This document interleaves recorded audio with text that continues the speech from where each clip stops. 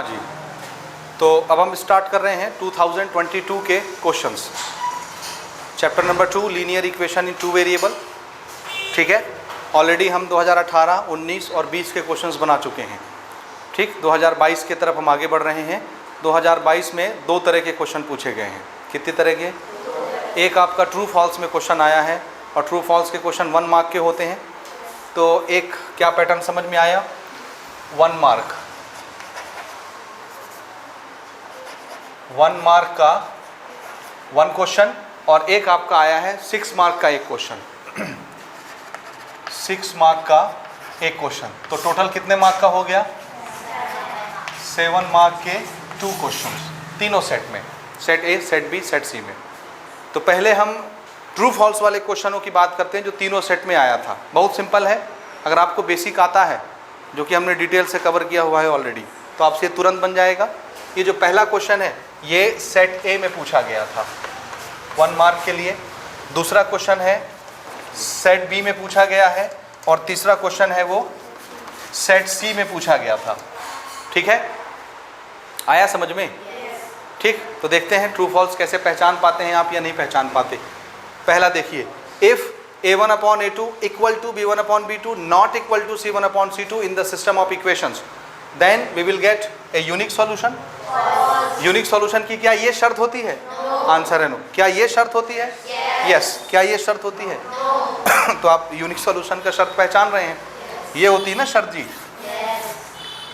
दो system of equation में जब आप कोफिशिएंट का रेशियो निकालते हैं a1 upon a2 b1 upon b2 c1 upon c2, तो पहले ही वाला ratio a1 upon a2 b1 upon b2 बराबर नहीं आना चाहिए। जब ये बराबर नहीं होंगे तो यूनिक सॉल्यूशन आता है। इसलिए इसमें जो यूनिक सॉल्यूशन वाला पूछा है ये ट्रू होगा बस। ठीक है, और बाकी सब क्या होंगे? इसमें क्या आंसर लिखेंगे आप? फॉल्स। और ये लास्ट वाले में भी क्या लिखेंगे? फॉल्स। तो ये भी गलत, ऊपर वाला भी गलत, बीच वाला ट्रू है। अच्छा, अब अगर मैं आपसे पूछूं कि ये किस चीज की शर्त है बताइए? a1 upon a2 b1 upon b2 not equal to c1 upon c2 हो, नो सॉल्यूशन की, और ये मेनी सॉल्यूशन या इन्फिनिट सॉल्यूशन की। ठीक है, आसान है, बेसिक लेक्चर में हमने कवर किया हुआ है। ओके, अब हम आगे बढ़ते हैं एक 6 नंबर के क्वेश्चन की तरफ, और 2022 के क्वेश्चंस को समाप्त करते हैं। ठीक, ये नोट कर लीजिए जल्दी से। हो गया? 6 नंबर के क्वेश्चन की तरफ आइए। हमसे पूछा गया फॉर व्हाट वैल्यू ऑफ के की किस वैल्यू के लिए द सिस्टम ऑफ इक्वेशन, ये आपको 2 इक्वेशन दिया है, एक ये, दूसरा ये। These are the system of equation. For what value of K the system of equation has unique solution या नो सॉल्यूशन। दोनों अलग अलग शर्त होती है, दोनों पूछ लिया है।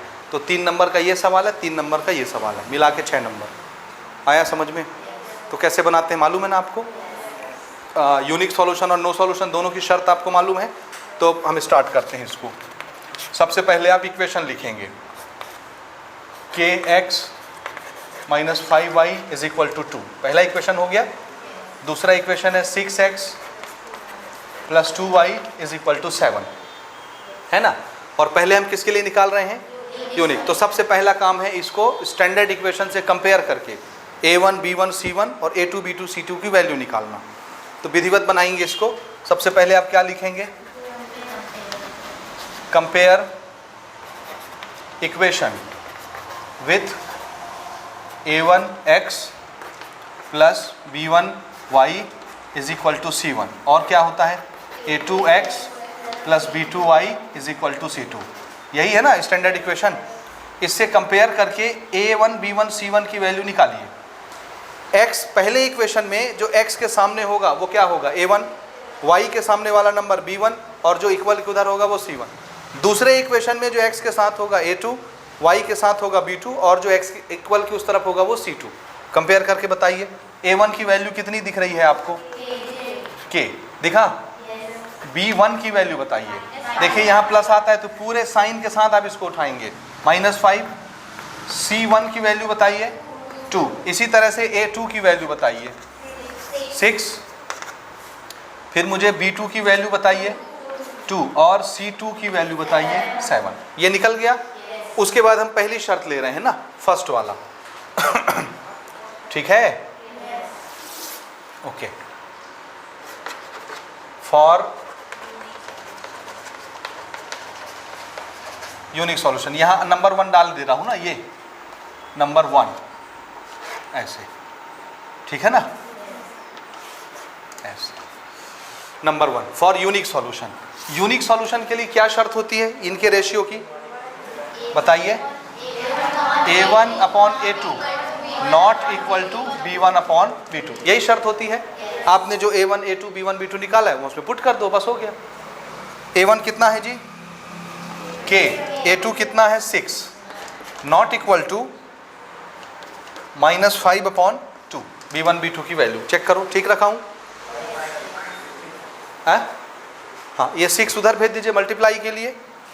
सो K not equal to -5 multiply हो जाएगा ऊपर 6 के साथ, 6 ऊपर जाके नीचे 2, ये 2 इसके साथ मल्टीप्लाई होके 3 टाइम, और 3 5 से मल्टीप्लाई होके -15, और यहाँ सिंबल लगा है नॉट इक्वल का, है ना।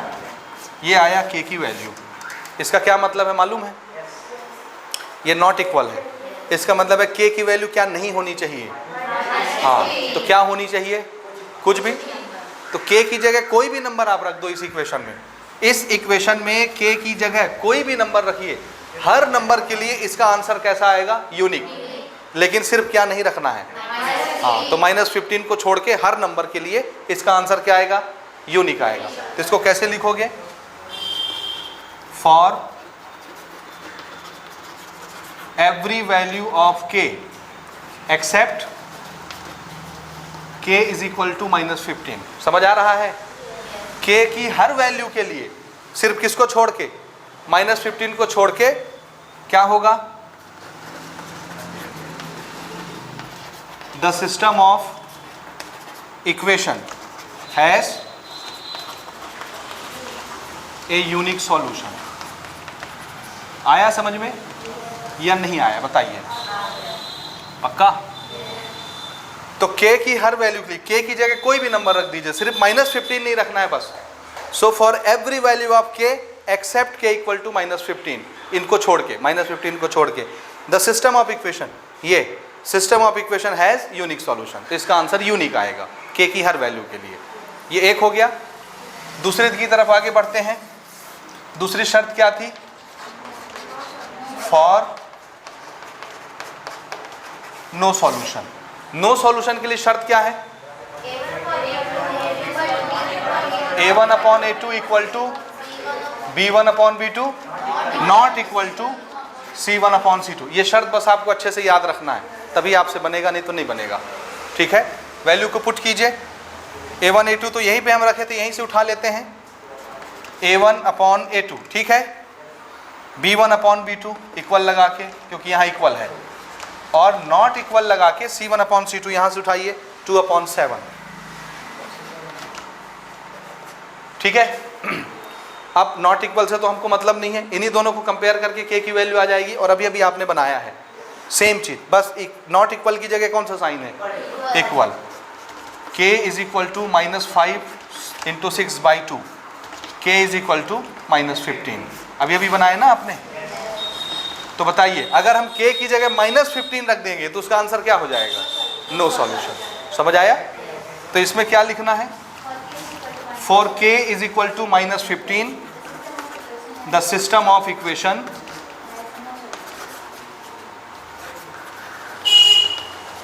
Has no solution. खत्म। समझे ना?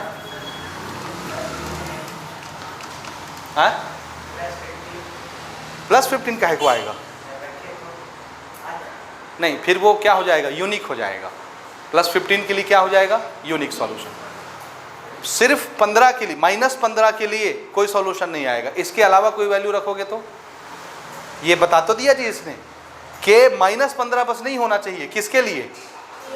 तो -15 के अलावा कुछ भी रख दोगे तो यूनिक आएगा। +15 रखोगे तो भी यूनिक आएगा, बाकी नंबर रखोगे तो भी यूनिक आएगा। सिर्फ -15 नहीं रखना आपने बस। आया समझ में? तो ये समझ में आया आपको? ठीक, ये नोट कीजिए अच्छे से। हो गया?